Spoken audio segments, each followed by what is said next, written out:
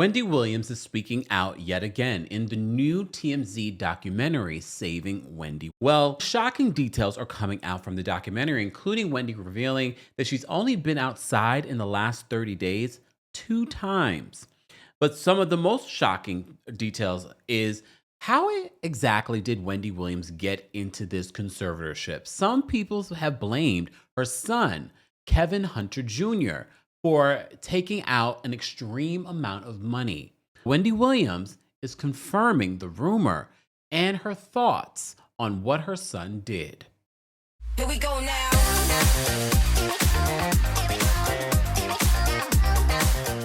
Welcome back to the Kempire channel, your #1 source for pop culture news and music, entertainment, reality TV, and so much more. As always, be sure to like this video, subscribe to the channel, and hit that notification bell so you never miss out on breaking news when we go live or when we upload. So as you know, we've been covering this Wendy saga for multiple years now, and a lot of people have said that it's time for Wendy to be with her family. I'm not sure if this TMZ documentary is going to necessarily save Wendy or hurt her even more because of some of the accusations against her own son.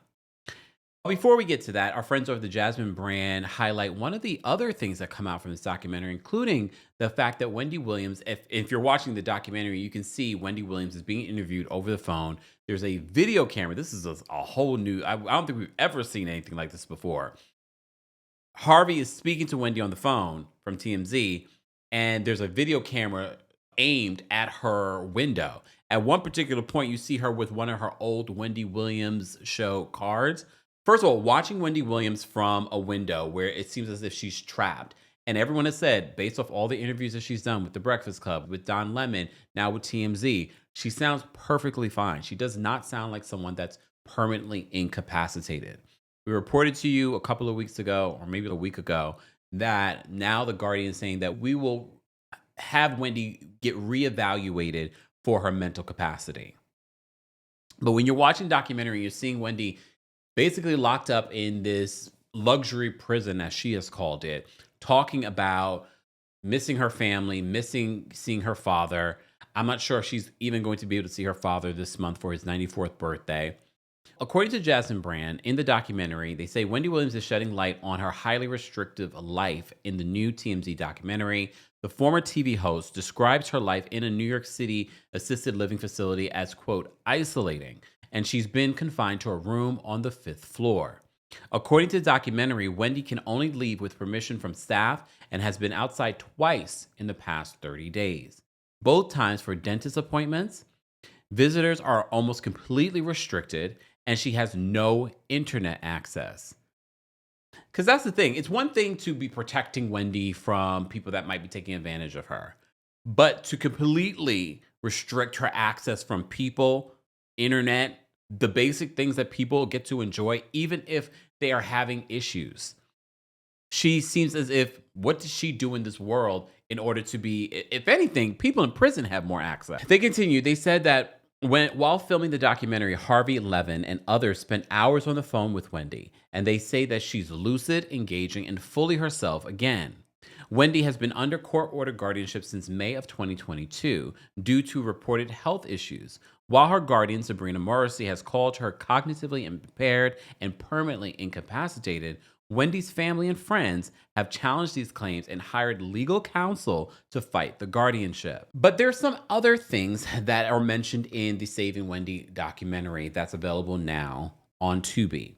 And it's the things she says about her own son. So there was a rumor when all of this started happening. What triggered this conservatorship? What triggered Wells Fargo to feel as if people were taking advantage of Wendy and that Wendy was not able to take care of her own self and her finances? There was a rumor that Kevin Hunter Jr., her son, was the one that triggered Wells Fargo to be concerned.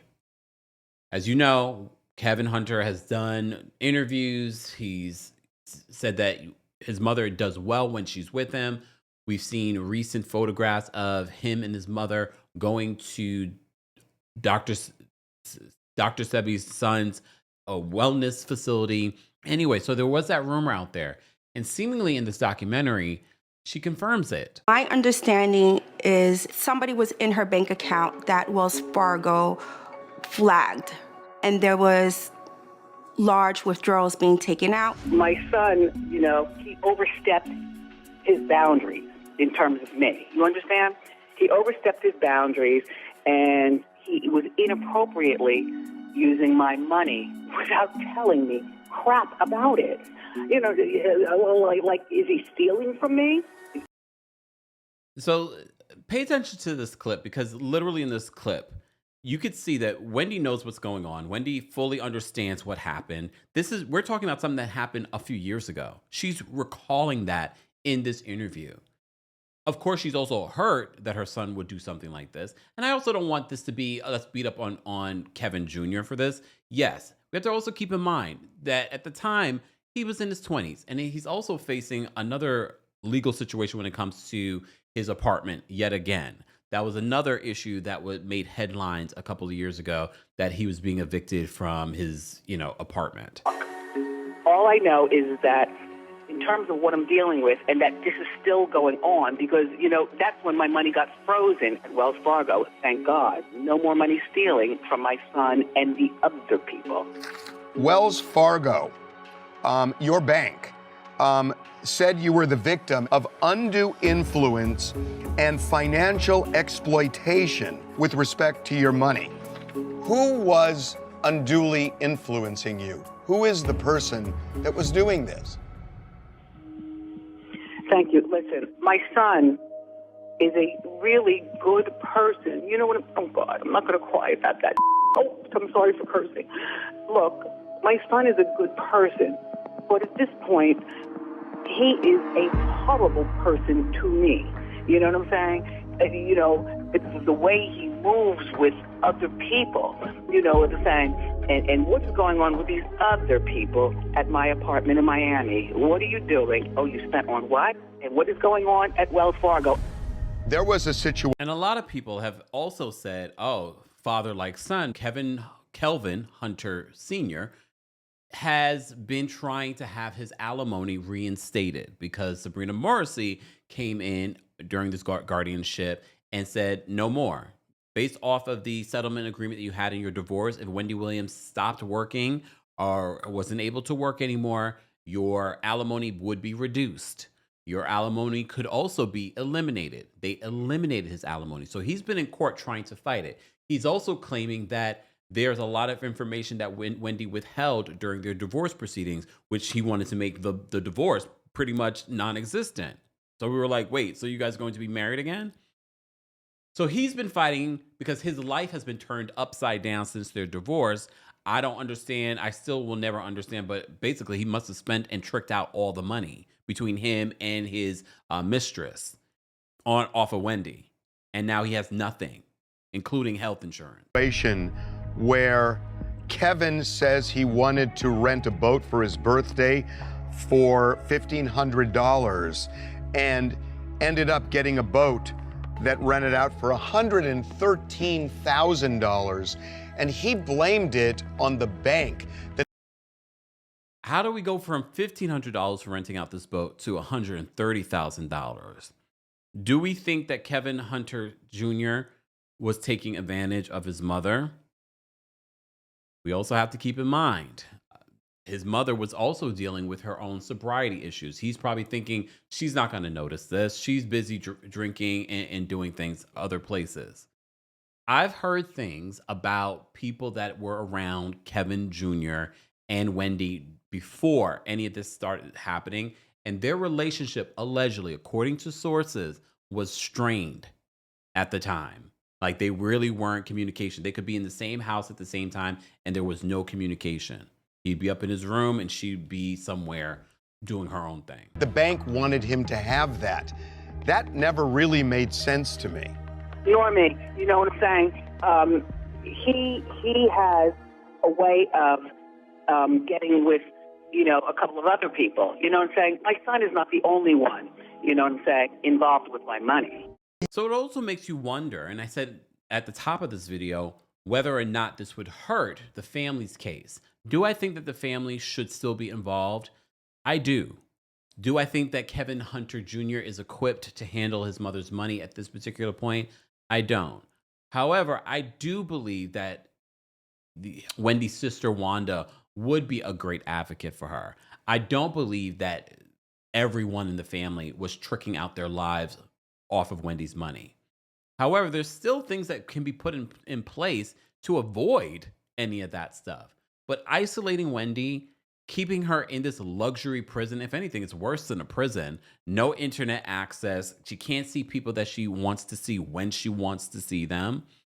So the alternative is not better than family that might be taking money from you. And honestly, at this particular point, over the last few weeks and months, I've heard so many other stories of real life people that I know that have gone through family drama. This family person has come in, they've taken a power of attorney, they're doing this, they're doing that with family money. And I'm just like, these things happen all the time. Doesn't make them right.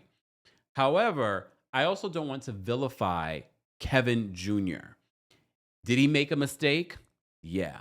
Do I think that we should give him some grace for that mistake?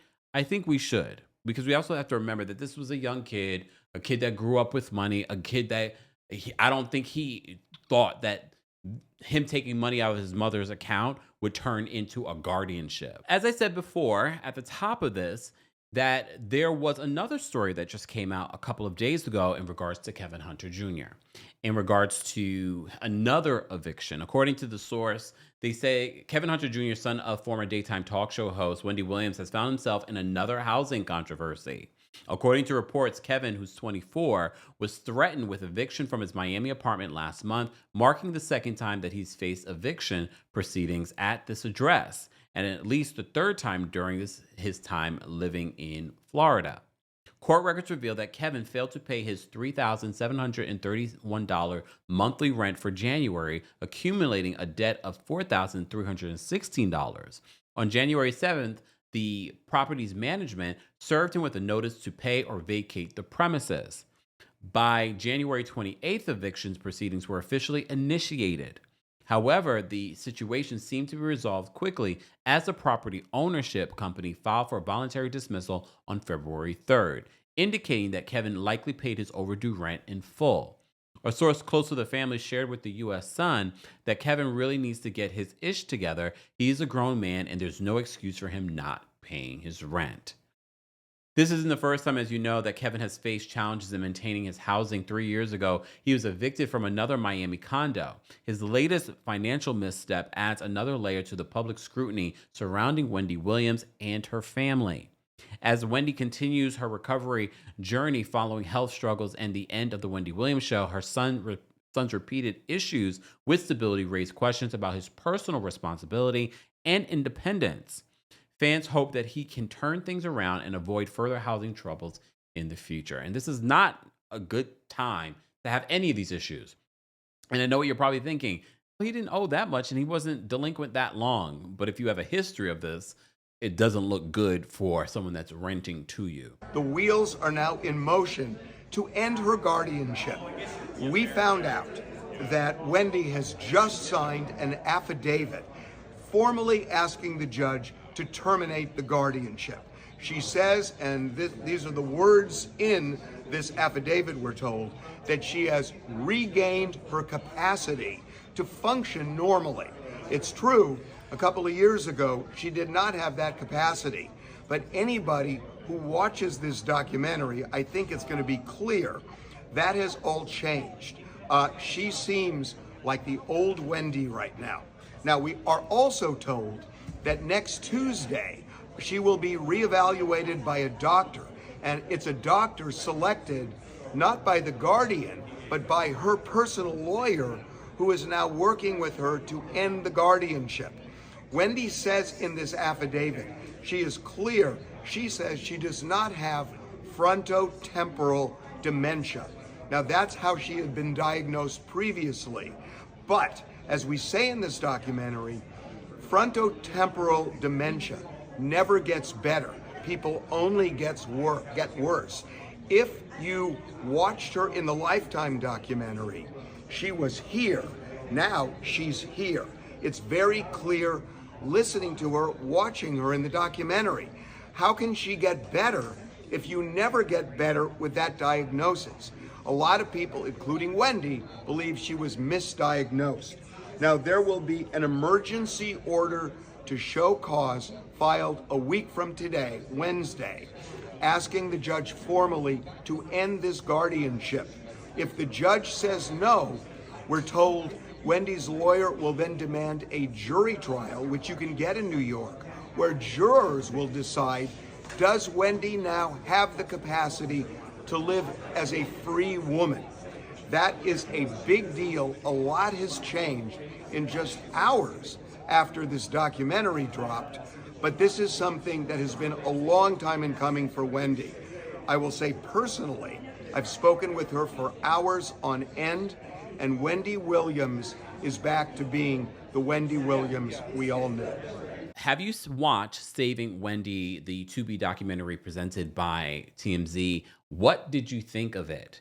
And as I said before, what I got from just this one clip is the fact that Wendy Williams does sound fully capable of knowing what's going on. Does she maybe need some support with her mental and physical issues? Yeah, but does she deserve to be in a facility where she has no access, freedom to leave and come and go as she wants, or to access internet, or to call or be visited by whoever she wants? For me, that is the larger conversation that we need to be having. Let's continue this conversation in the comment section. Don't forget to this video, subscribe to the channel, and hit that notification bell so you never miss out on breaking news when we go live or when we upload. Thanks for watching. Here we go now.